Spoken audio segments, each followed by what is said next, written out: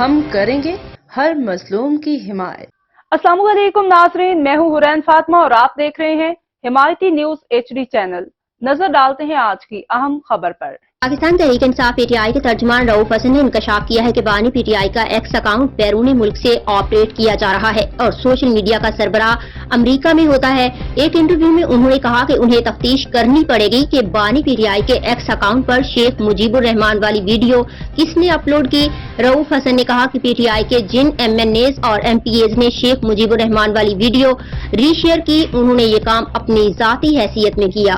FIA کی جانب سے ویڈیو کی انکوائری کرانے کے اعلان کے بعد رؤف حسن اسے دیکھنے سے بھی انکاری ہو گئے اور کہا کہ انہوں نے تو ابھی یہ ویڈیو خود بھی نہیں دیکھی۔ پی ٹی آئی ترجمان رؤف حسن کا کہنا تھا کہ اگر یہ ویڈیو پی ٹی آئی بیانیے کے مطابق نہ ہوئی تو ڈیلیٹ کر دی جائے گی۔